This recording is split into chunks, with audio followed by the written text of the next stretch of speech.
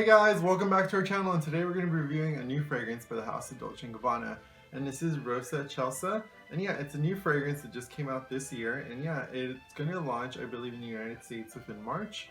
And yes, but we have it for you guys right now to test, and yeah, so we're going to get into this review, okay? Mwah.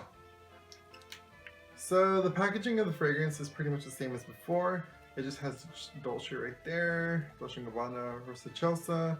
It's more of a very like mauve nudish kind of a pink around, and it just kind of has like this black lacing around it, or this black like kind of trim fabricing around it. And yeah, it's a very simple box. Dolce's handwriting right there. We're gonna get to the bottle next, okay? The bottle's in the same shape again, but this time the coloring scheme's a lot more vibrant red at the top and a lot more like a baby pink right here. And yeah, it's like this very like matte frosted kind of a bottle. And instead of like that marzipan, like I guess it was an amaryllis flower, they have a rose this time as the cap. It comes off just like that. Very pretty, has the little signature bow right here, Dolce Rosa Excelsa. And yeah, it's like this very like soft pink liquid inside. Very pretty bottle. Now we're gonna get into the smell, okay? Alright guys, this perfume contains notes of papaya flower, neroli leaves, white amaryllis, white daffodil, white water lily, African dog rose, Turkish rose absolute, cashmeran, musk, and sandalwood. Alright guys, and as usual I have all three of the strongest notes within the perfume. I have the neroli leaves, I have the daffodil, and I also have the rose. So yeah, we're getting into the weakest of the three, okay? Okay guys, so one of the weakest notes surprisingly within the perfume is the rose. And yeah, so they use this new kind of a rose called the African dog rose, and it's the first time it's been used in the perfumery world ever. So yeah, it's just, it's the softest note within it, even though it's called Rose Excelsa. So yeah, it's just a very soft rose kind of a note. Don't expect it to be like Jo Malone Red Roses or La Fille de Berlin by Serge Lutens. It's just like a very, very soft laced rose through it. Slightly powdery, slightly dry at the same time. It's not very wet, but we're going to get into more wet elements within the notes that are coming up, okay? But yeah, it's just a very soft rose. Don't expect a lot of it, but yeah. Next up we have the Narcissist, or the Daffodil per se.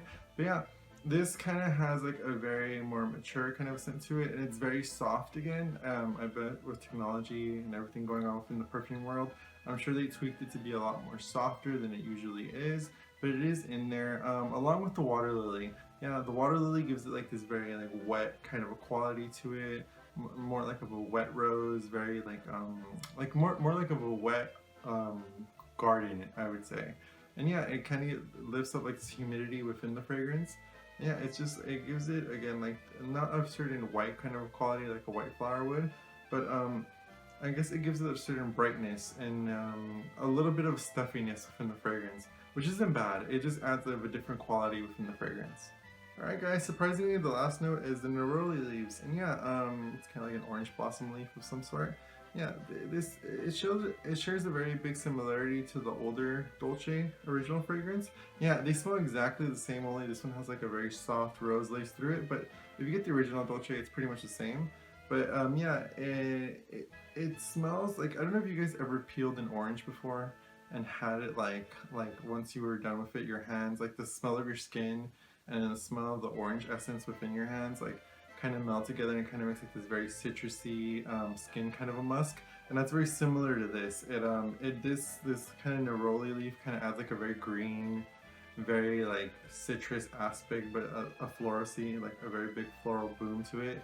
But the musk that's within the fragrance also adds to it, and it just kind of melts together and it becomes like this very like fusion of citrus and skin musk accord. Yeah, it's really nice. It just gives it like a very clean edge to the fragrance.